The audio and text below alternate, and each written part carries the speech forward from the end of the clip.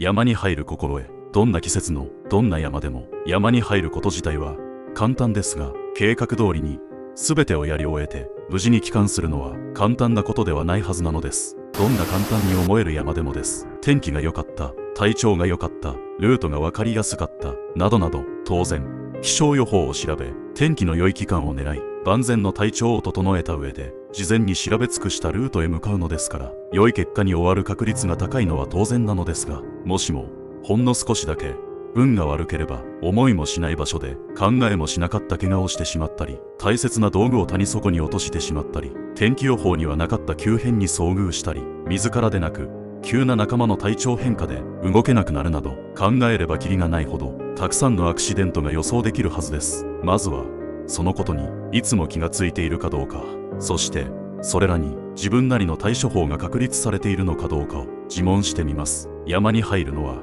それからです。もし確立されていないと思ったなら、それらを自分なりに確立させるまで、その3回やそのルートには待っていてもらえばよいのです。山を思う気持ち、山に対する姿勢は極論すればストイックなほど良いと思います。確立された技術や経験の裏付けがあった上で、その厳しさを緩めることは可能なわけですが、裏付けされたものがなかったり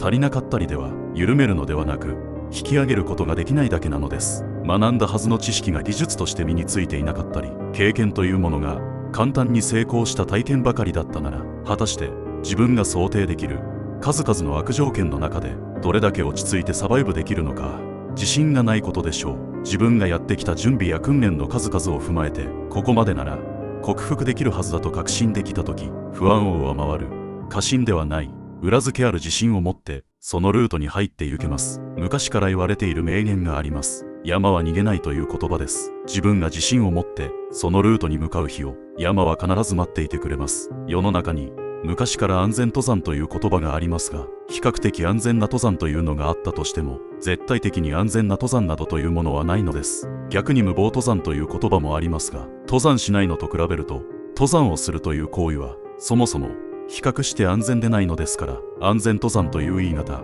それ自体に欺瞞を感じます。安全とか無謀とかは第三者が用いる言葉だとわかります。安全と無謀との境界に明確な線を引くことはできないのですから、第三者が都合よく線引きをして用いる言葉なわけです。マスコミ等は視聴率を上げたり販売を伸ばしたいのですから、センセーショナルな問題とする方が得策なわけですし、用いられた言葉は商売のために選ばれた結果でしかありません。しかしそもそも危険が嫌なら車など運転しなければよいし、危険が嫌なら山など登らなければよいだけです。でもここには大きな違いがあります。車には法律も規定も基準もあります。それらに違反していたら悪事だとして批判されるわけです。さて山はどうなのでしょうか。群馬県や富山県には昔から山岳条例があり、間隔は空きましたが、その後さらに5件ほど増えています。入山禁止期間が設定されるなどの強制がありはしますが、山に入ることに関しては